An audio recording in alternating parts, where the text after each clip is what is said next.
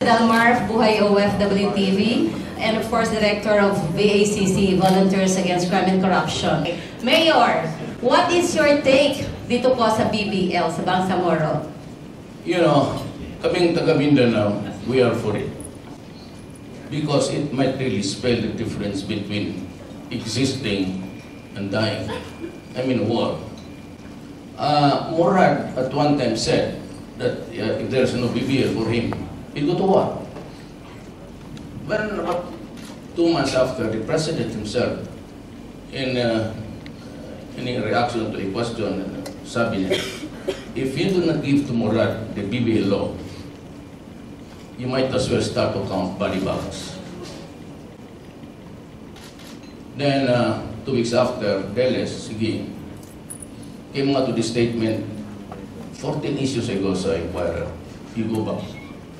Then the left column, Deles is saying that if there will be a bloody confrontation, if there is no BBL. I think there will be a bloody confrontation, and that is why, if you allow me, I'll explain why I was going around advancing federalism. Pag wala kasing BBL, which, tanong, if there is one, it will be watered down heavily. So that would not be acceptable to them. So there would still be trouble.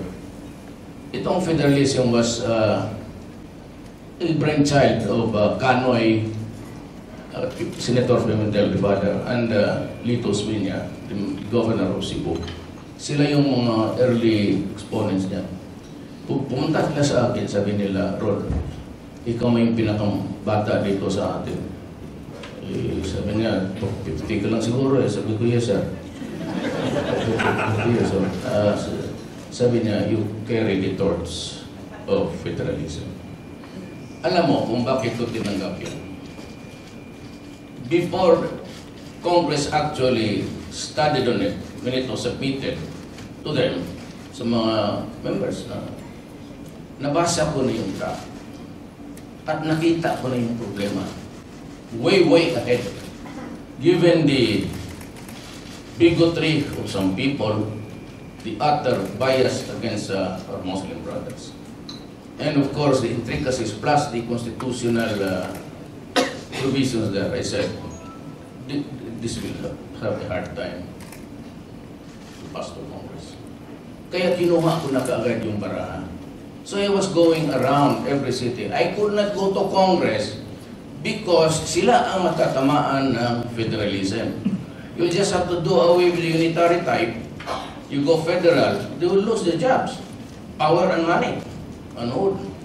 Sino mo gabang papayag ng ganon? So I went around cities promoting federalism sa local officials.